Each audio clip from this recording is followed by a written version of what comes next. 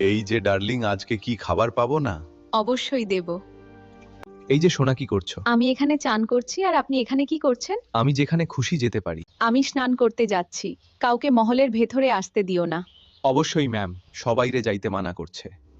দেখুন, আপনি ভিতরে যেতে পারবেন না, মাতা গৌরী কাউকে আসতে মানা করেছে। আরে পাগল, কাউ মানে তো গরু মানে তোর বংশের লোককে আসতে মানা করেছে। আপনি ভিতরে যাইয়েন না। অনেক জ্যোৎস্না রাত, আমি খুব যেতে পারবো, কোনো সমস্যা হবে না। হ্যালো, কেমন আছো? আপনি এখানে কি করছেন? আপনাকে কেউ আটকায়নি? আমি তোমাকে দেখে ফেলেছি। বাবু, ওঠো বাবু।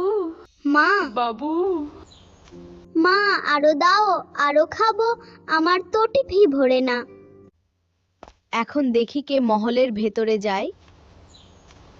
আপনি যেই হোক, আর এক পা যদি মহলের দিকে আগান তাহলে আপনার মৃত্যু দায় আপনি নিজেই হবেন। দেখো বাবু, এটা আমারই বাড়ি, আমাকে প্লিজ যেতে দাও। মাথা গৌরী আমাকে বলেছে কেউ যেন ভেতরে না আসে, আর আমি এক কথার মানুষ। হায় রে কপাল, আমি এক বিপদ থেকে বেঁচে এসে আরেক বিপদে জড়িয়ে পড়লাম।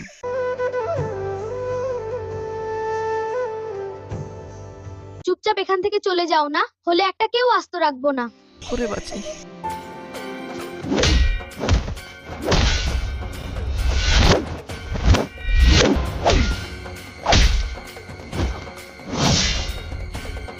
বাবু, ওঠো বাবু। চলো ওইদিকে পশু দেখে আসি। বলবে যেমন মস্তক দরকার আমাদের তেমন পেয়ে গেছি। ওই দেখো হাতি তার সন্তানের দিকে না তো অন্যদিকে তাকিয়ে ঘুমিয়ে আছে।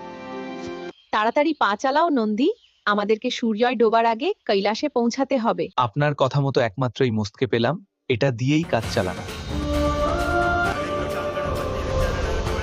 মা,